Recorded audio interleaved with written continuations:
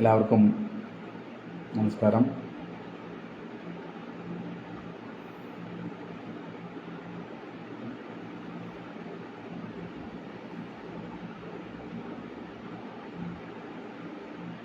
നെറ്റ്വർക്കിൻ്റെ ചില problems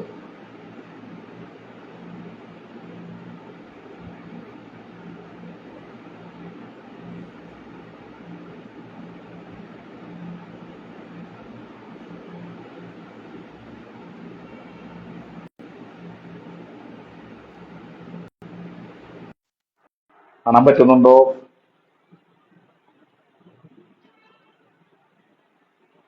slow connection എന്നാണ് എഴുതി കാണിക്കുന്നത്. നെറ്റ്വർക്കിന്റെ പ്രശ്നമുണ്ട്.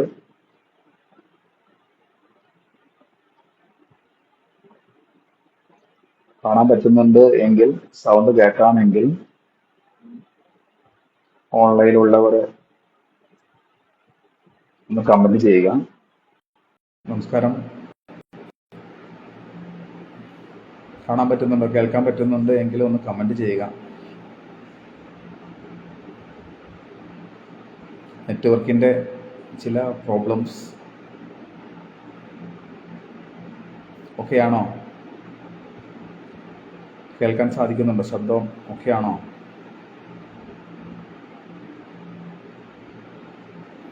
നെറ്റ്വർക്ക് പ്രോബ്ലം ഉണ്ട്. സ്ലോ നെറ്റ്വർക്കാണ്. ശബ്ദം കേൾക്കാമെങ്കിൽ ഒന്ന് കമന്റ് ചെയ്യുക.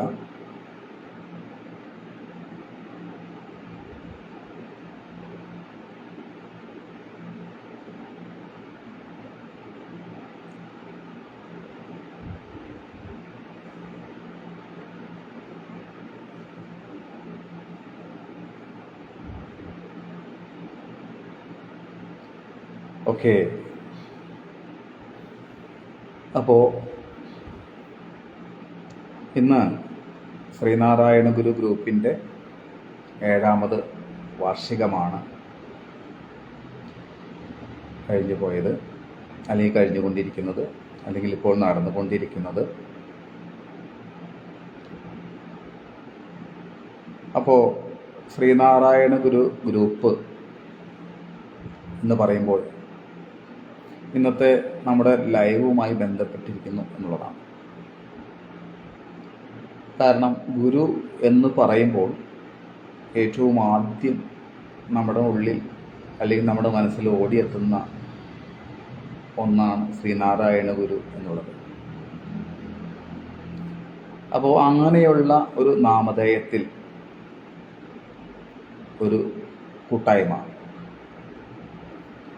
ഗുരുവിനെ കുറിച്ച് അറിയുവാനും ഗുരുവിൻ്റെ കൃതികളെക്കുറിച്ച് പഠിക്കുവാനും പ്രാർത്ഥനകൾ ഒക്കെ പഠിക്കുവാനും പ്രാർത്ഥിക്കുവാനും ഒക്കെ ഒരു വാട്സപ്പ് കൂട്ടായ്മയും, അതോടൊപ്പം തന്നെ ഫേസ്ബുക്കിലും ഒട്ടനേകം ഗുരുഭക്തരുടെ ഇടയിലേക്ക് അല്ലെങ്കിൽ ഗുരുഭക്തരുടെ ഹൃദയത്തിലേക്ക് ഗുരു അങ്ങനെ നിറഞ്ഞു നിൽക്കുകയാണ്. അങ്ങനെയുള്ള ആ കൂട്ടായ്മയുടെ 7ാമത് വാർഷികമാണ് ഇപ്പോൾ നടന്നുകൊണ്ടിരിക്കുന്നത്. കഴിഞ്ഞ വർഷങ്ങളിലായും ഒക്കെ നമ്മുടെ ഈ കൂട്ടായ്മ എന്ന് പറഞ്ഞാൽ ഒരു പ്രാർത്ഥന, അതോടൊപ്പം തന്നെ ഗുരുവിൻ്റെ കൃതികളും ഒക്കെ പഠിക്കുകയും ചോദ്യോത്തര പങ്ക്തിയിലൂടെ ആ അറിവിനെ പരിപോഷിപ്പിക്കുകയും ആ ചോദ്യോത്തര പങ്ക്തിയിൽ വിജയികളാകുന്നവർക്ക് ശിവഗിരിയിലെ ആ മഹാസമാധി മന്ദിര സൗധത്തിൽ വെച്ച് അവിടുത്തെ സന്യാസി ശ്രേഷ്ഠന്മാരാൽ ഗുരുദേവൻ്റെ ചിത്രം ആലേഖനം ചെയ്ത സ്വർണ്ണലോക്കറ്റും പ്രശംസാപത്രവും ഗ്രന്ഥവും വിജയികൾക്ക് നൽകിയിരുന്നു. ഇപ്പോഴും നൽകിപ്പോയിരുന്നു. അതിൻ്റെ പ്രവർത്തനങ്ങൾ ഇപ്പോഴും നടക്കുന്നുണ്ട്. അപ്പോൾ ഇന്ന് അങ്ങനെയുള്ള ആ കൂട്ടായ്മയുടെ 7ാമത് വാർഷികത്തിലേക്ക്, അല്ലെങ്കിൽ ആ വാർഷികത്തിലൂടെ നാം കടന്നു പോകുമ്പോൾ ഇന്ന് നാം ഇവിടെ ഈ ഫേസ്ബുക്ക് ലൈവിലൂടെ ചർച്ച ചെയ്യുന്ന ഒരു വിഷയം എന്നുള്ളത് ഗുരു എവിടെയാണ് എന്നുള്ളതാണ്. യഥാർത്ഥത്തിൽ നാം ഒന്ന് ചിന്തിച്ച് നോക്കുക, ഗുരു എവിടെയാണ്? നാം പലപ്പോഴും അങ്ങനെ എവിടെയാണ് എന്ന് ചിന്തിക്കുമ്പോൾ ഗുരുവിൻ്റെ ഒരു ചിത്രം നമ്മുടെ മനസ്സിലേക്ക് തെളിഞ്ഞു വരുന്നുണ്ടാകാം. അല്ലെങ്കിൽ ഗുരുവിൻ്റെ ആ ഗുരുമണ്ഡപം തെളിഞ്ഞു വരുന്നുണ്ടാകാം. അല്ലെങ്കിൽ ചില ഗുരുക്ഷേത്രങ്ങൾ, ഇതൊക്കെ നമ്മുടെ ഉള്ളിലേക്ക് തെളിഞ്ഞു വരുന്നുണ്ടാകാം. അല്ലെങ്കിൽ ആ ശിവഗിരിയുടെ ആ മഹാസമാധി മന്ദിരം നമ്മുടെ മനസ്സിലേക്ക് ഓടി വരാം. അപ്പോൾ ഗുരു എവിടെയാണ് എന്നുള്ള ഈ ചോദ്യം നാം സ്വയം ചോദിക്കുക. ഞാൻ അറിയുന്ന ഗുരു, അല്ലെങ്കിൽ ഞാൻ അന്വേഷിക്കുന്ന ഗുരു, അല്ലെങ്കിൽ ഞാൻ ആരാധിക്കുന്ന ഗുരു, ആ ഗുരു എവിടെയാണ്? നാം ആ അന്വേഷണം എവിടെയാണ് എത്തി നിൽക്കുന്നത്? ഈ അന്വേഷണം ആ ഗുരുവിൻ്റെ പാതയിലൂടെ മുന്നോട്ട് പോകുമ്പോൾ തീർച്ചയായിട്ടും നമുക്ക് വേണ്ടതാണ്. ആരായികിൽ എന്നാണ്, തിരഞ്ഞു തേറണം, ഓർത്താൽ, ഇത്തരത്തിലുള്ള പദങ്ങളൊക്കെ ഗുരുദേവ കൃതികളിലുടനീളം നമുക്ക് കാണാൻ സാധിക്കും. എന്നാൽ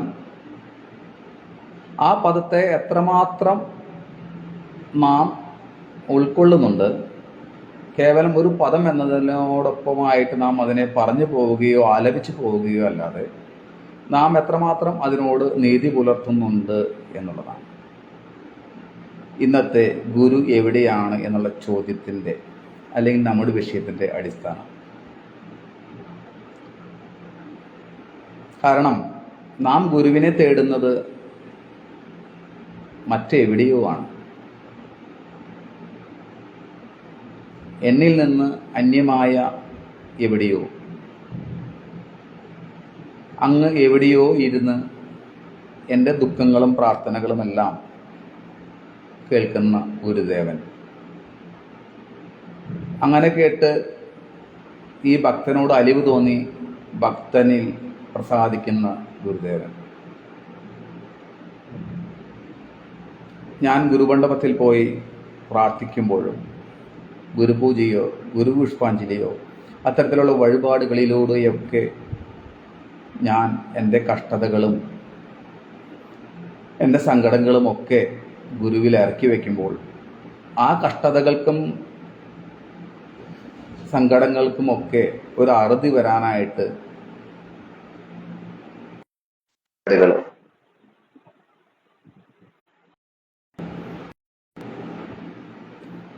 എൻ്റെ ഈ വഴിപാടുകളെ സഹായിക്കും എന്ന് ഞാൻ വിശ്വസിക്കുന്നു.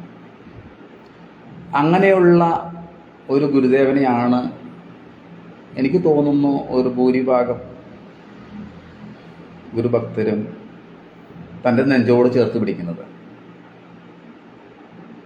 എന്നാൽ ആ ഗുരുവിനെ യഥാർത്ഥത്തിൽ നാം തേടേണ്ടത് നമ്മിൽ തന്നെയല്ലേ? ഗുരുവിൻ്റെ വാക്കുകൾ ഏറ്റവും അന്വർത്ഥമാക്കേണ്ടത് നാം തന്നെയല്ലേ? അവിടെ നാം ശരീരമല്ല അറിവാകുന്നു എന്ന് അരുൾ ചെയ്ത ഗുരുവിനെ ഒരു പ്രത്യേക ശരീരരൂപത്തിൽ നമുക്ക് എവിടെയെങ്കിലും കാണാൻ സാധിക്കുമോ? ഒരു ഭക്തൻ്റെ ആ നിഷ്കളങ്ക ഭക്തിയും സങ്കല്പവും പ്രകാരം അങ്ങനെയുള്ള ഗുരുദേവനെ നാം ആരാധിക്കുന്നു. നമ്മുടെ മനസ്സിന് ശാന്തി കണ്ടെത്താൻ അതിലൂടെ നാം ശ്രമിക്കുന്നു എന്നുള്ളതാണ് ശരി. യഥാർത്ഥത്തിൽ നാം ശരീരമല്ല അറിവാകുന്നു എന്നരുൾ ചെയ്ത ആ ഗുരുദേവൻ നമ്മിൽ തന്നെയല്ലേ കുടികൊള്ളുന്നത്? അങ്ങനെയുള്ള ഗുരുദേവനെ നാം ക്ഷേത്രങ്ങളിലോ മറ്റ് ആരാധനാലയങ്ങളിലോ നമുക്ക് കണ്ടെത്താൻ സാധിക്കുന്നു. ഇവയെല്ലാം നമ്മുടെ മനസ്സിൻ്റെ സങ്കല്പങ്ങൾ തന്നെയല്ലേ. ഗുരു അത് വളരെ വ്യക്തമായി കൃതികളിലൂടെയൊക്കെ പറഞ്ഞിട്ടുണ്ട്. അപ്പോൾ യഥാർത്ഥത്തിൽ നാം അന്വേഷിക്കേണ്ടത്, ഗുരു എവിടെയാണ് എന്ന് അന്വേഷിക്കേണ്ടത് ക്ഷേത്രങ്ങളിലോ ആരാധനാലയങ്ങളിലോ ഗുരുമണ്ഡപങ്ങളിലോ ആണോ? നാം ഒന്ന് ചിന്തിക്കുക. നാം ശരീരമല്ല അറിവാകുന്നു എന്നല്ലേ ഗുരു പറഞ്ഞിരിക്കുന്നത്. ആ അറിവിന് ഒരു പ്രത്യേകിച്ച് ഒരു രൂപം അല്ലെങ്കിൽ ഒരു ഭാവം നമുക്ക് അങ്ങനെ ഫിക്സഡായിട്ട് നമുക്ക് കൽപ്പിച്ച് നൽകാൻ സാധിക്കും. അപ്പോൾ ആ ഗുരു, അറിവാകുന്ന ഗുരു എവിടെയാണ്? നമ്മുടെ ഉള്ളിൽ തന്നെയല്ലേ? ഇതാണ് നാം ചിന്തിക്കേണ്ടത്. തീർച്ചയായിട്ടും ഈ വാക്കുകൾ കേൾക്കുമ്പോൾ നാം ഓരോരുത്തരും ശരിയാണ്, ഗുരു ശരീരമല്ല അറിവാകുന്നു, ഗുരു നമ്മിൽ തന്നെയാണ് ഇരിക്കുന്നത് എന്ന് നാം സമ്മതിക്കും. എന്നാൽ അങ്ങനെ സമ്മതിച്ചാലും നമ്മുടെ ജീവിതത്തിലേക്ക് അത് അപ്ലൈ ചെയ്യുന്നില്ല എന്നുള്ളതാണ് സത്യം. ഗുരുവിനെ നാം നമ്മിൽ തന്നെയാണ് എന്ന് നാം പറയുമ്പോഴും അത് പ്രായോഗിക തലത്തിലേക്ക് നമുക്ക് കൊണ്ടുവരാൻ സാധിക്കുന്നില്ല എന്നുള്ളതാണ്. നാം ശരീരമല്ല അറിവാകുന്നു എന്ന് നാം ഓരോരുത്തരും അംഗീകരിക്കും. ശരിയാണ്, ഗുരുദേവൻ പറഞ്ഞത് കറക്റ്റാണ്, ശരിയാണ്, നാം ശരീരമല്ല അറിവാകുന്നു, ശരി, സമ്മതിച്ചു. എന്നിട്ടും നാം ആ ഗുരുവിനെ തന്നെ അല്ലെങ്കിൽ അങ്ങനെയുള്ള ആരാധ്യ ദേവനെ നാം വീണ്ടും ക്ഷേത്രങ്ങളിലും ആരാധനാലയങ്ങളിലും ഒക്കെ വീണ്ടും തേടി അലയുകയാണ്. ഒരിക്കലും ഒരു ക്ഷേത്രങ്ങളിലും ആരാധനാലയങ്ങളിലും ഒക്കെ തൻ്റെ ആരാധ്യ ദേവനെ തേടുകയോ അലയുകയോ അല്ലെങ്കിൽ ആ ആരാധ്യ ദേവനയിലേക്ക് അണയുകയോ ചെയ്യുന്നത് ഒരിക്കലും ഒരു തെറ്റായ കാര്യമാണ് എന്നല്ല ഞാൻ പറഞ്ഞു വരുന്നത്. അത് ആ നിഷ്കളങ്കമായ ആ ഭക്തിയുടെ ഒരു തലം മാത്രമാണ് എന്നാണ് ഞാൻ പറഞ്ഞു വരുന്നത്. തൻ്റെ മനസ്സിൻ്റെ ശാന്തിക്ക് അത് അത്യാവശ്യമെങ്കിൽ തീർച്ചയായിട്ടും അതിനെ പിന്തുടരുക.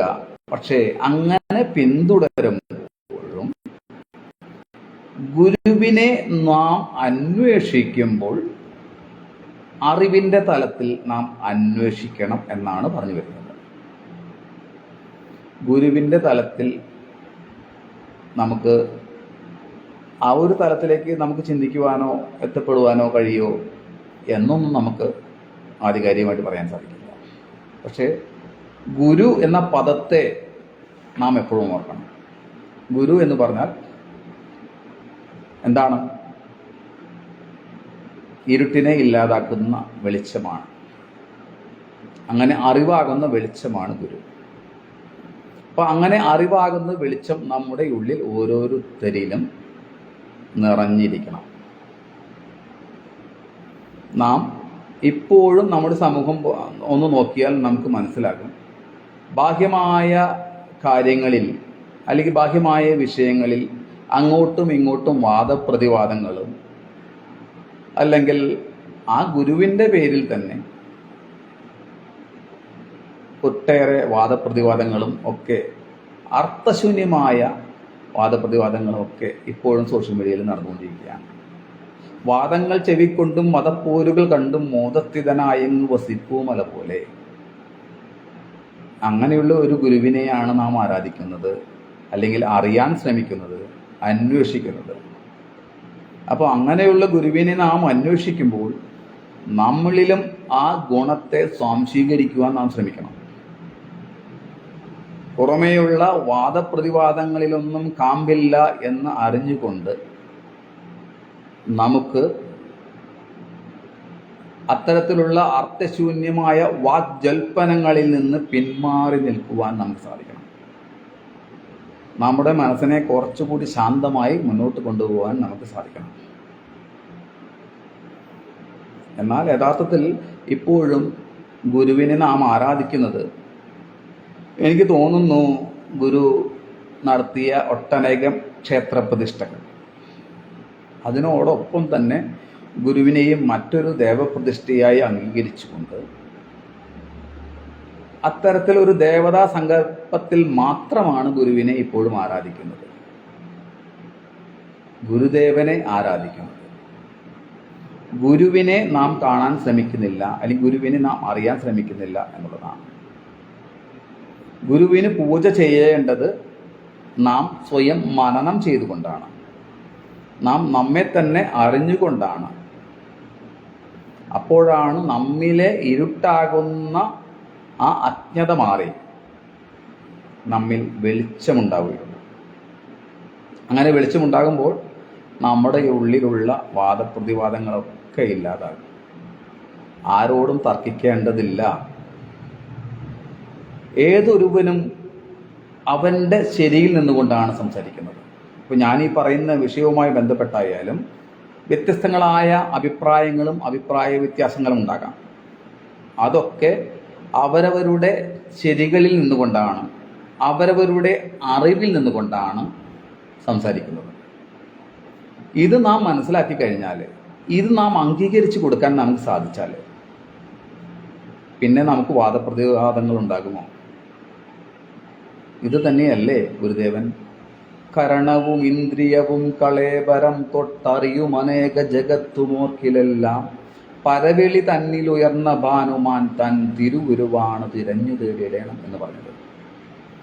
ഏതൊരുവൻ്റെയും ഇന്ദ്രിയങ്ങളും മനസ്സും ബുദ്ധിയും അവനായിരിക്കുന്നത്, അവൻ്റെ ആ അറിവായിരിക്കുന്നത് അവൻ അതുവരെ കണ്ടിട്ടുള്ളതും കേട്ടിട്ടുള്ളതും സ്പർശിച്ചിട്ടുള്ളതും രുചിച്ചിട്ടുള്ളതുമായ അവൻ്റെ ഒരു ലോകത്തിൽ നിന്നുകൊണ്ടാണ്. അവൻ കണ്ടിട്ടുള്ളതും കേട്ടിട്ടുള്ളതും സ്പർശിച്ചിട്ടുള്ളതും രുചിച്ചിട്ടുള്ളതുമൊക്കെ വിലയിരുത്തുന്നത് അവൻ എന്ന ആ അഹംബോധവും അവൻ്റെ മനസ്സും ബുദ്ധിയും അവൻ അതുവരെ കണ്ടും കേട്ടും അറിഞ്ഞിട്ടുള്ള അവൻ്റെ ആ അനുഭവങ്ങളും അറിവിൽ നിന്നുമാണ്. അതുകൊണ്ടാണ് നേരത്തെ പറഞ്ഞത്, ഈ ലോകത്തിലെല്ലാവരും സംസാരിക്കുന്നത് അല്ലെങ്കിൽ ഓരോരുത്തരും ജീവിക്കുന്നത് അവരവരുടെ ശരിയിൽ നിന്നുകൊണ്ടാണ്. ഇത് നാം മനസ്സിലാക്കിക്കൊണ്ട് കുറച്ചുകൂടി നമുക്ക് ആ ഹൃദയ വിശാലത നമുക്ക് നേടാൻ സാധിച്ചാൽ നമുക്ക് വാദപ്രതിവാദങ്ങളില്ലാതാകാം. അങ്ങനെ വരുമ്പോൾ ഗുരു എന്ന ആ അറിവ്, ആ ബോധം നമ്മിൽ ഉണരുകയായി. അങ്ങനെ വേണം ഗുരുവിനെ നമ്മുടെ ഉള്ളിൽ ഉണർത്തിയെടുക്കാൻ. നമ്മുടെ മനസ്സിൽ വരുന്ന ഒട്ടേറെ ചോദ്യങ്ങളും ചിന്തകളും ഒക്കെ നമുക്ക് സുഖത്തെ പ്രദാനം ചെയ്യുന്നതുമുണ്ടാകാം, ദുഃഖത്തെ പ്രദാനം ചെയ്യുന്നതുമുണ്ടാകാം.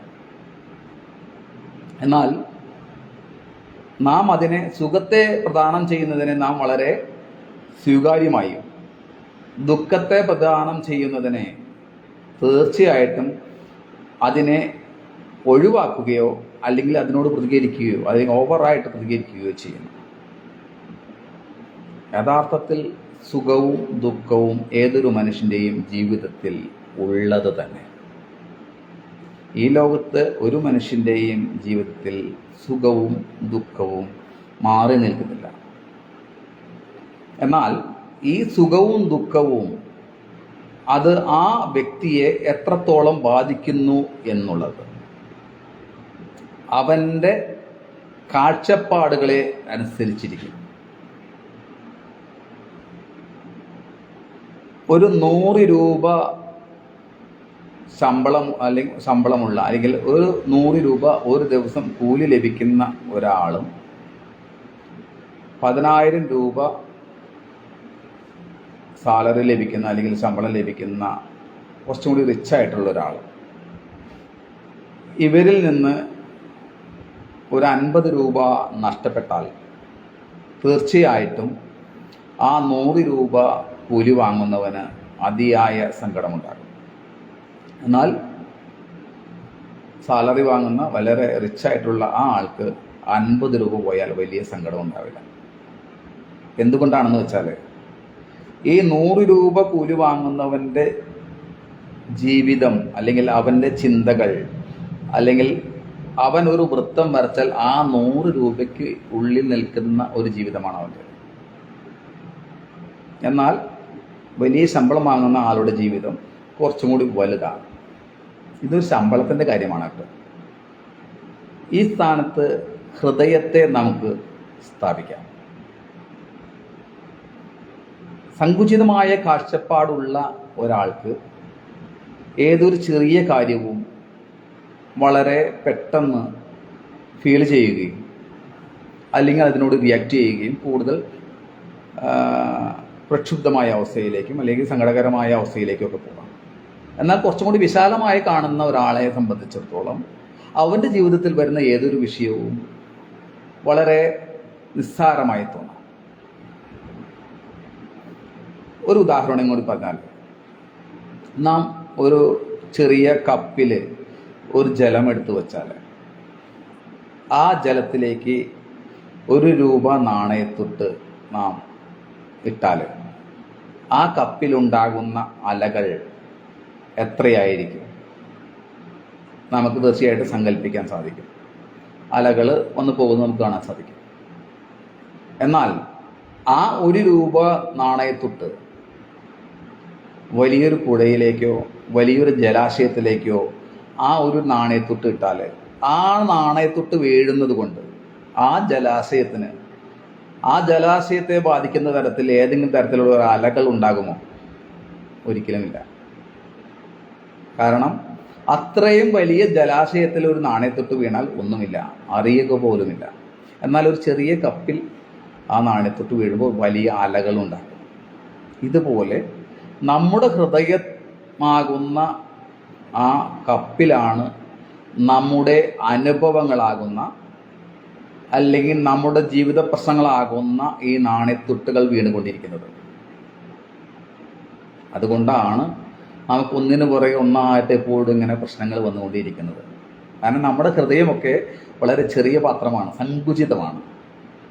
മണലളവറ്റ ചുരിഞ്ഞു വാപിയന്മേൽ എന്ന് ഗുരു പറയുന്നുണ്ട് ആത്മോപദേശ ശതകത്തിൽ. അപ്പോൾ നമ്മുടെ ഹൃദയത്തെ വലുതാക്കുക എന്നുള്ളതാണ് നമ്മുടെ പ്രശ്നങ്ങൾ ഇല്ലാതാകാൻ കാരണം. നമ്മുടെ പ്രശ്നങ്ങളെ ഇല്ലാതാക്കുവാനുള്ള വഴി എന്ന് പറയുന്നത് നമ്മുടെ ഹൃദയത്തെ വലുതാക്കുക. വാദപ്രതിവാദങ്ങളില്ലാതെ ജീവിക്കാൻ നമുക്ക് സാധിക്കണം. അതോടൊപ്പം തന്നെ നമ്മുടെ ജീവിതത്തിൽ വന്നു ചേരുന്ന പ്രശ്നങ്ങളുമൊക്കെ വലിയ ജലാശയത്തിലിടുന്ന നാണയത്തുട്ടുകൾ പോലെയാകാൻ നമുക്ക് സാധിക്കണം. അപ്പോൾ മാത്രമാണ് നമുക്ക് ശാന്തി ലഭിക്കുക. നാം നേരത്തെ പറഞ്ഞ കാര്യങ്ങളൊന്ന് ഓർത്തു നോക്കി. നമ്മുടെ ജീവിതത്തിൽ വരുന്ന ഓരോ പ്രശ്നങ്ങൾ അല്ലെങ്കിൽ എന്ത് കാര്യം വന്നാലും നമ്മളതിനെ തർക്കിക്കുകയും വാദിക്കുകയും ഒക്കെ പോകുന്നു. നമ്മുടെ BP തന്നെ കൂടുക, അനർത്ഥങ്ങളായ പലതും സംഭവിക്കുന്നു. അത് നമ്മുടെ ഹൃദയം വലുതല്ല, ചെറുതാണ്. അതുകൊണ്ടാണ്. അപ്പോൾ ഹൃദയവിശാലത ഉണ്ടാകണം എന്നുള്ളതാണ്. അപ്പോൾ ഗുരുവിനെ നമ്മുടെ ഹൃദയത്തിലാണ് ഗുരു എന്നുള്ളത് തന്നെയുള്ള 2 കാര്യങ്ങളാണ് പറഞ്ഞത്. ഒന്ന്, ഗുരു നമ്മുടെ ഹൃദയത്തിൽ ഉണ്ടാകുമ്പോൾ അല്ലെങ്കിൽ ഗുരുവാകുന്ന അറിവ്, ബോധം നമ്മിൽ ഉണരുമ്പോൾ നമ്മിലെ വാദപ്രതിവാദങ്ങൾ ഇല്ലാതാകും. പിന്നെ ഗുരു നമ്മിൽ അറിവായി ഉണരുമ്പോൾ നമ്മുടെ ജീവിതത്തിൽ വരുന്ന പ്രശ്നങ്ങൾ, ബുദ്ധിമുട്ടുകൾ, കഷ്ടപ്പാടുകൾ ഇവയെല്ലാം വലിയ ജലാശയത്തിൽ വീണ ചെറിയ നാണയത്തുട്ടുകൾ പോലെയാകും. ഒരിക്കലും ഒരു കുഞ്ഞു പാത്രത്തിൽ വീണ നാണയത്തുട്ടുകൾ പോലെ അലകൾ ഉണ്ടാക്കുന്നതാകരുത് നമ്മുടെ ഹൃദയം. നമ്മുടെ ഹൃദയ വിശാലത നമുക്ക് വേണം.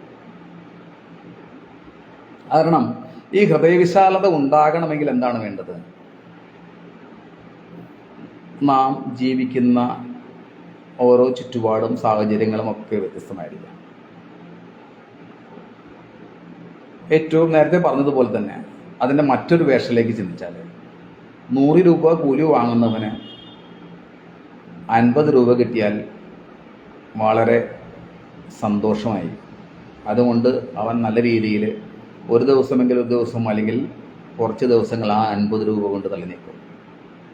എന്നാൽ വലിയ ശമ്പളം വാങ്ങുന്ന റിച്ചായിട്ടുള്ള ആളെ സംബന്ധിച്ചിടത്തോളം ആ 50 രൂപ കിട്ടിയാൽ ഒരിക്കലും തൃപ്തിയാവില്ല. പക്ഷേ ആ 100 രൂപ കിട്ടിയവന് അവൻ തൃപ്തിയാക്കും. അപ്പോൾ ഒരു മനുഷ്യന് തൃപ്തി എന്ന് പറയുന്നത് 50 രൂപ കിട്ടിയാലും ഒരു മനുഷ്യന് ജീവിക്കാം. വേണമെങ്കിൽ നമുക്ക് ഒരു ദിവസം തള്ളി നിൽക്കാം. സുഭിക്ഷമായ ഭക്ഷണമോ അങ്ങനെയൊന്നും ഇന്നത്തെ കാലത്ത് 50 രൂപയ്ക്ക് സാധിക്കില്ല.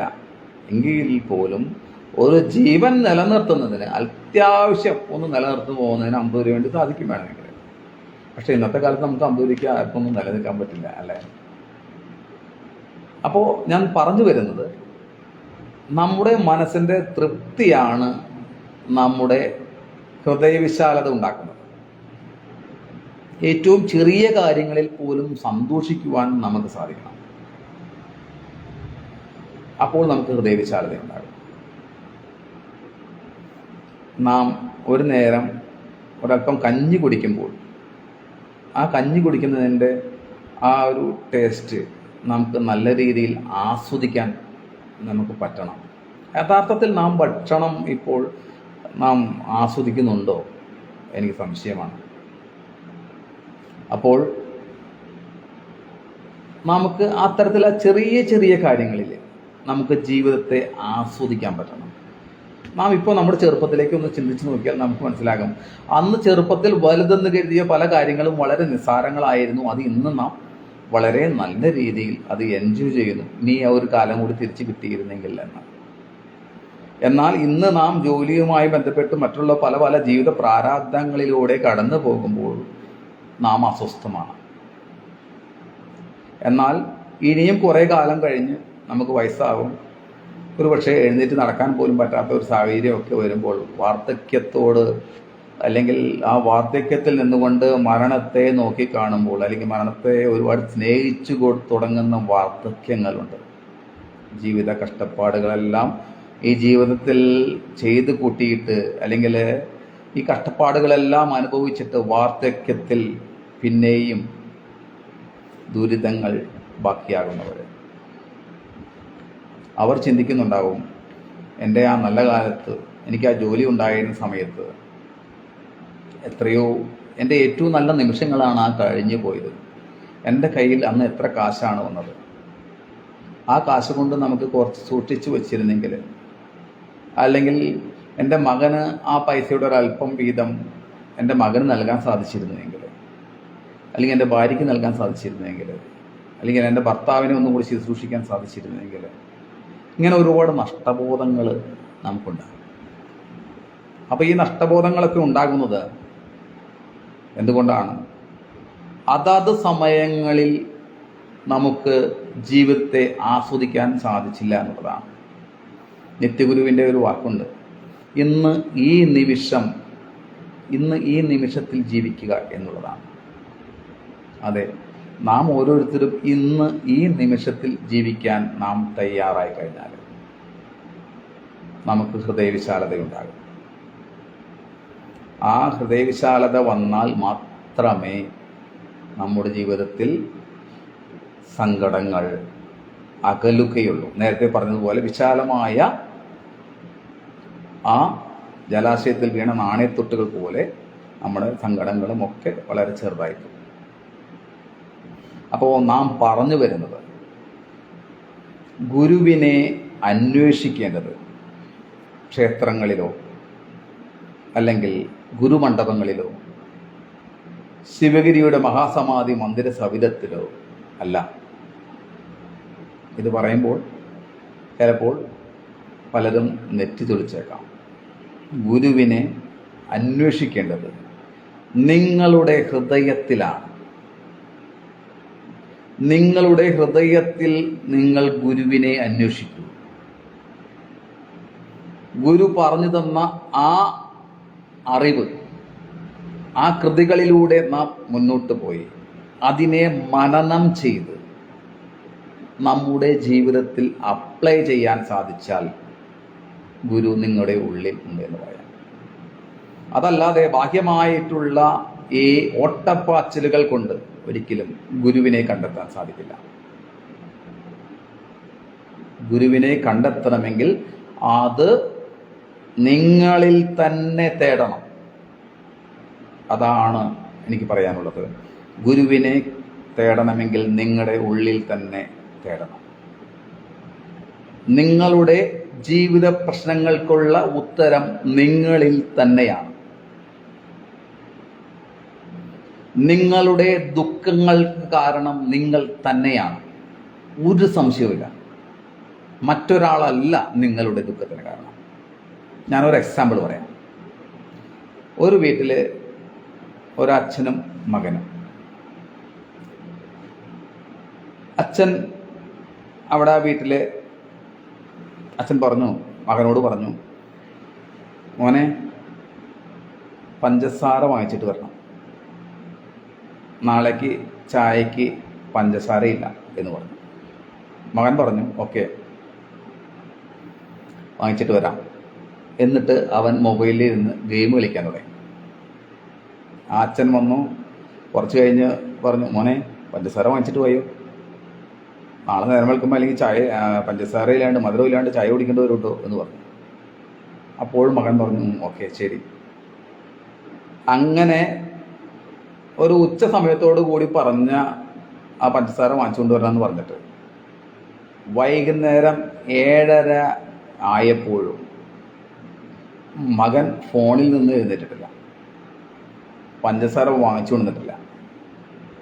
അപ്പോൾ ആ അച്ഛൻ അവനോട് ദേഷ്യപ്പെട്ടു, വളരെയധികം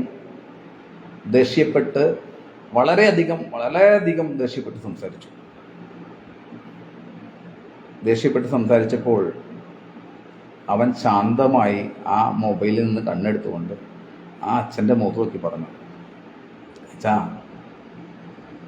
നാളെ രാവിലെ ആ ചായ കുടിക്കുവാനുള്ള പഞ്ചസാര അടുക്കളയിൽ പാത്രത്തിൽ ഞാൻ കണ്ടു. അപ്പോൾ നാളെ ചായ കുടിക്കാനുള്ള പഞ്ചസാര ഉണ്ട് എന്നുള്ളത് എനിക്കറിയാം. അതുകൊണ്ട് തന്നെ പഞ്ചസാര വാങ്ങിക്കുവാൻ പോകുവാൻ ഞാൻ ധൃതിപ്പെട്ടില്ല. നാളെ രാവിലെ 9 മണി 10 മണിയായിട്ട് വാങ്ങിച്ചാലും അല്ലെങ്കിൽ 10 മണി 11 മണിയായിട്ട് വാങ്ങിച്ചാലും നാളെ വൈകിട്ട് 4 മണിക്ക് ചായ കുടിക്കുന്നതിന് മുമ്പ് എനിക്ക് പഞ്ചസാര ഇവിടെ എത്തിക്കാൻ സാധിക്കും. എന്നാൽ അച്ഛൻ എന്താണ് ചെയ്യുന്നത്? അച്ഛൻ നാളെ രാവിലെ ഓൾറെഡി പഞ്ചസാരയുണ്ട് എങ്കിൽ കൂടി ഇന്നേ മകനോട് കുറേ സമയം പറഞ്ഞു, പിന്നെ ദേഷ്യപ്പെട്ടു. അപ്പോൾ മകൻ അച്ഛനോട് പറഞ്ഞ കാര്യമുണ്ട്, അച്ഛൻ എന്നോട് എങ്ങനെ പെരുമാറണമെന്നും അച്ഛൻ്റെ ഉള്ളിൽ എന്താണ് എന്നുള്ളത്, എന്ത് വേണമെന്നുള്ളതും അച്ഛൻ തന്നെ തീരുമാനിക്കണം.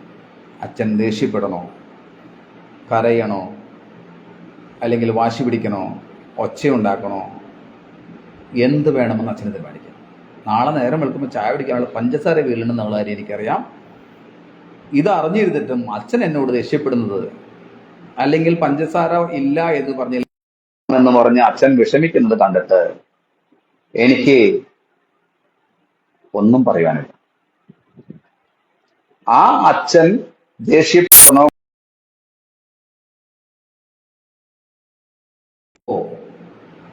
നാളെ രാവിലെ വരെ പഞ്ചസാരയുണ്ട് എന്ന് ഇരിക്കെ തൻ്റെ മകനെ അറിയാവുന്ന അച്ഛന് വേണമെങ്കിൽ അവനോട് ഒരു പ്രാവശ്യം ഞാൻ പറഞ്ഞിട്ടുണ്ട് പഞ്ചസാര തീരുമെന്ന്, ഇനി അവൻ പോയി വാങ്ങിച്ചോളും എന്ന് ശാന്തമായിരിക്കാം. ഇനി പഞ്ചസാര ഇല്ലെങ്കിലും ഒരു നേരം മധുരമില്ലാതെ ചായ കുടിച്ചതിൽ കുഴപ്പമൊന്നുമില്ല എന്ന ശാന്തതയോടുകൂടി അച്ഛന് വേണമെങ്കിൽ അതിനെ സ്വീകരിക്കാമായിരുന്നു. എന്നാൽ നമ്മൾ ഓരോരുത്തരും പ്രതികരിക്കുന്നത് പോലെ തന്നെ എപ്പോഴും നാളെയിലാണ് ജീവിക്കുന്നത്, ഇന്നിലല്ല. ഇന്ന് ചായ കുടിക്കാനുള്ള പഞ്ചസാര എവിടെയുണ്ട്, നാളെ രാവിലെ ചായ കുടിക്കാനുള്ള പഞ്ചസാരയുണ്ട്. അപ്പോൾ മറ്റന്നാളത്തേക്ക് വേണ്ടിയിട്ടാണ് അച്ഛൻ സങ്കടപ്പെട്ടത്. ഇതുപോലെയാണ് നാം ഓരോരുത്തരും. നാം ഇന്നിലല്ല ജീവിക്കുന്നത്, ഇന്നലകളിലും അല്ല. നാം എവിടെയാണ് ജീവിക്കുന്നത്? നാളെകളിലും ഇന്നലകളിലുമാണ് ജീവിക്കുന്നത്. ഇന്നലകളെക്കുറിച്ച് കഷ്ടപ്പെടുകയും ഓർത്ത് സങ്കടപ്പെടുകയും നാളെകളെക്കുറിച്ച് ആകുലപ്പെടുകയും ചെയ്യുന്നു. ഇന്ന് നാം കഴിക്കുന്ന ഒരു നേരത്തെ ആഹാരം, ഒരു നേരത്തെ ഭക്ഷണം, ഒരു ചായ, അത് നല്ല രീതിയിൽ ആസ്വദിക്കാൻ കഴിയുന്നുണ്ടോ എന്നാണ്. തൻ്റെ മക്കളോടൊപ്പമുള്ള നല്ല നിമിഷങ്ങൾ നമുക്ക് നല്ല രീതിയിൽ ആസ്വദിക്കാൻ കഴിയുന്നുണ്ടോ? നമ്മുടെ കുടുംബത്തോടൊപ്പമുള്ള നല്ല നല്ല നിമിഷങ്ങൾ നമ്മുടെ ജീവിതത്തിലൂടെ എപ്പോഴും കടന്നു പോയിക്കൊണ്ടിരിക്കുകയാണ്. ഇപ്പോൾ ഈ ലൈവ് കാണുകയും കേൾക്കുകയും ചെയ്യുന്ന ഓരോരുത്തരുടെ ജീവിതത്തിലും ഇപ്പോഴും ആ നല്ല നിമിഷങ്ങൾ കടന്നു പോയിക്കൊണ്ടിരിക്കുകയാണ്. ആ നല്ല നിമിഷങ്ങളെ നിങ്ങൾ ആസ്വദിക്കുന്നുണ്ടോ? ഇതെല്ലാം കഴിഞ്ഞ് കൈവിട്ട് പോയി കഴിയുമ്പോഴാണ് നാം വിലപിക്കുന്നത്, ആ നല്ല നാളുകൾ കഴിഞ്ഞു പോയി എന്ന്. അപ്പോൾ നമ്മുടെ ശ്രീനാരായണ ഗുരു ഗ്രൂപ്പിൻ്റെ 7ാമത് വാർഷികത്തോടനുബന്ധിച്ച് ഉള്ള ഈ ഫേസ്ബുക്ക് ലൈവിൽ നമ്മുടെ വിഷയം എന്നുള്ളത് ഗുരു എവിടെയാണ് എന്നുള്ളതാണ്. അതിനുള്ള ഈ ഉള്ളവൻ്റെ അറിവിൻ്റെ പരിമിതിയിൽ നിന്നുകൊണ്ട്, ഈ ഉള്ളവൻ്റെ ചിന്തകളിൽ നിന്നുകൊണ്ടാണ് ഇവിടെ ഇത്രയും നേരം സംവദിച്ചത്. ഈ ഉള്ളവൻ്റെ അറിവിൽ, ഈ ഉള്ളവൻ്റെ പരിമിതമായ ചിന്തകളിൽ ഗുരു എന്ന് പറയുന്നത് എൻ്റെ ഉള്ളിൽ തന്നെയാണ്, നാം ഓരോരുത്തരുടെയും ഉള്ളിൽ തന്നെയാണ്. ഗുരുവാകുന്ന ബോധം, അറിവ് നമ്മിൽ ഉണരുമ്പോൾ നമ്മുടെ എല്ലാ പ്രശ്നങ്ങൾക്കുമുള്ള ഉത്തരമായി ശാന്തമായി നമുക്ക് ജീവിക്കാൻ സാധിക്കും. മരിക്കുന്നതിനെക്കുറിച്ചോ ജീവിക്കുന്നതിനെക്കുറിച്ചോ ഒന്നും നമ്മൾ ആകുലപ്പെടേണ്ടതില്ല. നമ്മൾ ആകുലപ്പെട്ടാലും ഇല്ലെങ്കിലും നമുക്ക് എത്ര സമയമാണോ ഈ ശരീരത്തിന് ജീവൻ നിലനിൽക്കുന്നത് അത്രയും കാലം നമ്മൾ ഈ ഭൂമിയിൽ ജീവിക്കുക തന്നെ ചെയ്യും. ഈ ജീവിക്കുന്നതിനിടയിൽ കഷ്ടപ്പാടുകളും ദുരിതങ്ങളും സന്തോഷങ്ങളും സുഖങ്ങളും ഒക്കെ വന്നു ചേർന്നുകൊണ്ടേയിരിക്കും. നമ്മുടെ പലരുടെയും വിചാരം നമ്മൾ പണിയെടുത്ത് കഷ്ടപ്പെട്ട് അല്ലെങ്കിൽ നമ്മുടെ ഒരു പ്രയത്നം കൊണ്ടാണ് നമ്മൾ ഇത്ര സുഖലോലുപതരായി ജീവിക്കുന്നത്, അല്ലെങ്കിൽ എൻ്റെ മകൻ സുഖലോലുപനായി ജീവിക്കുന്നത്, അല്ലെങ്കിൽ എൻ്റെ അച്ഛൻ, എൻ്റെ കുടുംബം അവരൊക്കെ ജീവിക്കുന്നതെന്ന്. ഒന്നുമല്ലെന്നേ.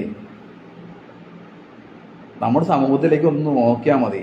ഇന്ന് കണ്ടുകൊണ്ടിരിക്കുന്ന ആ വ്യക്തികൾ ഒരു നിമിഷത്തെ ഒരു ചെറിയ ആക്സിഡൻറ്റിലോ എന്തെങ്കിലും ഒരു വിഷയത്തിൽ ആ വ്യക്തി ഇല്ലാതാകുമ്പോൾ ആ കുടുംബത്തിൽ അനുഭവപ്പെടുന്ന ഒരു ശൂന്യതയുണ്ട്. ആ ശൂന്യതയെ മറികടന്നുകൊണ്ടും ആ കുടുംബം പിന്നെയും മുന്നോട്ട് പോകും. എല്ലാവരുടെ ജീവിതവും അങ്ങനെയാണ്. ഭഗവത്ഗീതയിൽ അർജുനനോട് ശ്രീകൃഷ്ണൻ പറഞ്ഞതുപോലെ, അർജുന,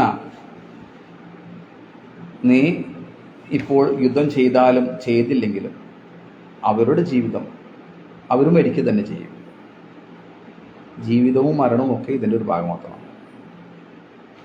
അപ്പോൾ നമ്മൾ നമ്മുടെ കർമ്മങ്ങൾ ചെയ്യുക എന്നുള്ളത് മാത്രമാണ്. കർമ്മഫലത്തെക്കുറിച്ച് ചിന്തിക്കേണ്ടതില്ല. അങ്ങനെ ജീവിക്കാൻ നമുക്ക് സാധിക്കണം എന്ന് പറഞ്ഞാൽ നമുക്ക് ഫേസ്ബുക്ക് ലൈവിൽ വന്നിരുന്നു കൊണ്ട് ഇങ്ങനെ പറയാൻ സാധിക്കും, ശരിയാണ്. നമ്മുടെ ജീവിതത്തിൽ അത് അപ്ലൈ ചെയ്യാൻ സാധിച്ചാൽ, അതായത് ശ്രമിക്കണം. സാധിക്കാത്ത ഒരു കാര്യമല്ല ഞാൻ പറയുന്നത്. എന്നാൽ ഒരു സുപ്രഭാതത്തിൽ സ്വിച്ചിട്ട പോലെ സാധിക്കുന്ന ഒരു കാര്യവുമല്ല. നിരന്തരമായ സാധനയിലൂടെ നമുക്ക് സാധിക്കുന്ന ഒരു കാര്യം തന്നെയാണ്. അത് ഒരുപാട് ഗുരുക്കന്മാർ നമുക്ക് കാണിച്ചു തന്നിട്ടുണ്ട്.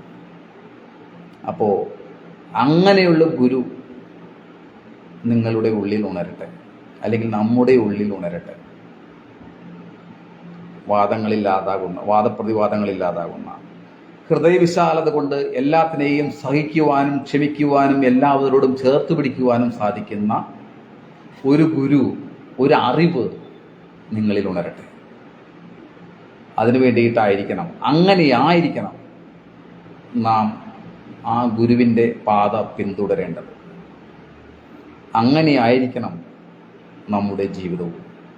അതിനായി നമുക്ക് ഓരോരുത്തർക്കും നമ്മുടെ ചിന്തകളെയും നമ്മുടെ മനനങ്ങളെയും നമുക്ക് നമ്മുടെ ഉള്ളിൽ തന്നെയുള്ള ആ അറിവിൽ നമുക്ക് നിക്ഷേപിക്കാം.